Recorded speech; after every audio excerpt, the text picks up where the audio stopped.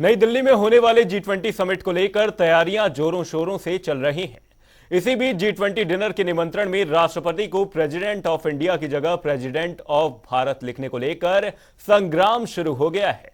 एक तरफ विपक्षी गठबंधन इंडिया में शामिल दलों ने केंद्र सरकार पर हमला करते हुए कहा कि यह सही नहीं है, वहीं दूसरी तरफ बीजेपी ने भी विपक्षी दलों पर पलटवार किया है। निगाहों भटकाने के लिए बताइए कि प्रेसिडेंट ऑफ भारत लिखना चाहिए या भारत की राष्ट्रपति लिखना चाहिए। अगर आपको लिखना था तो आपको लिखना चाहिए भारत की राष्ट्रपति। प्रेसिडेंट ऑफ भारत क्या है? मतलब कुछ भी करेंगे आप अपने राजनीतिक एजेंडा की पूर्ति के लिए।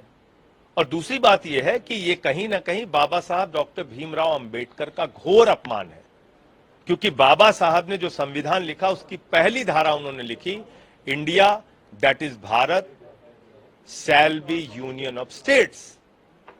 और उसी संविधान के ऊपर मोदी जी ने शपथ ली है, उसी संविधान पर भाजपाइयों ने शपथ ली है। अब कह रहे हैं कि साहब ये गुलामी का प्रतीक है इंडिया, तो गुलामी का प्रतीक है तो पहले इस्तीफा दो। जिस संविधान पे आपने शपथ ली है पहले आप इस्तीफा दीजिए नैतिक जिम्मेदारी लेते हुए। तो ये अपमान बाबा साहब का इस देश के करोड़ों लोग कतई बर्दाश्त नहीं करेंगे और ऐसी कोई कोशिश आरएसएस, बीजेपी और मोदी जी को नहीं करनी चाहिए, जिससे कि देश में फिर से एक बार बड़ा आंदोलन खड़ा हो और जवाब देना सरकार को मुश्किल हो जाए। मुझे लगता है कि हम कोई डरने का विषय नहीं है। हम तो डरने वाले नहीं है, हम तो डराने वाले हैं। हम तो हारने वाले नहीं, हम तो हराने वाले हैं। लड़ने की कोई बात नहीं है। मतलब इंडिया के नाम से अपोजिशन इकट्ठा आया है। हमारे राहुल गांधी जी ने तोड़ जोड़ कर मतलब इंडिया, इसका शॉर्ट फॉर्म INDI है, और उसको इंडिया नाम देकर ये लोगों को गुमराह कर रहे हैं। और इंडिया का नाम बदलने का विषय नहीं है। लेकिन भारत के राष्ट्रपति तो हिंदी में उसको भारत ही बोलते हैं, इंग्लिश में इंडिया को बोलते हैं। तो बहुत सारे नाम जो है, नाम ऐसे बदले हैं। जो अंग्रेजों के नाम थे वो नाम बहुत सारे आज तक बदले भी है। ऐसा क्यों किया जा रहा है?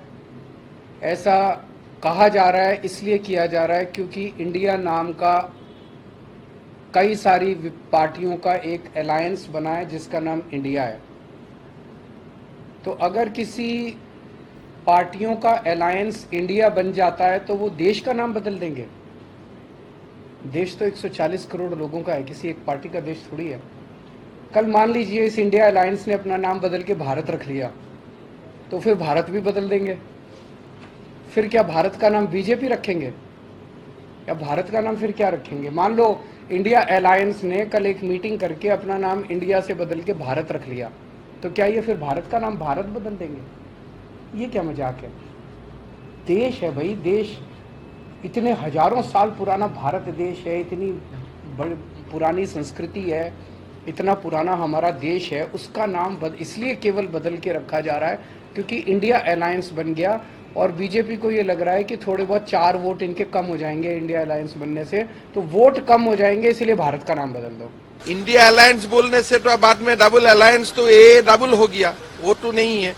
तो मतलब कांग्रेस का जो इंडिया अलायंस है वो अपना जगह में है। लोग दुकानें खोलता है, दुकान बंद भी हो जाता है।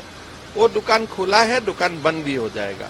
लेकिन जो भारत है, भारत संद्र और शुरू जितना आपको लगता है ओल्ड है, जितना पुराना है, भारत भी इतना पुराना है।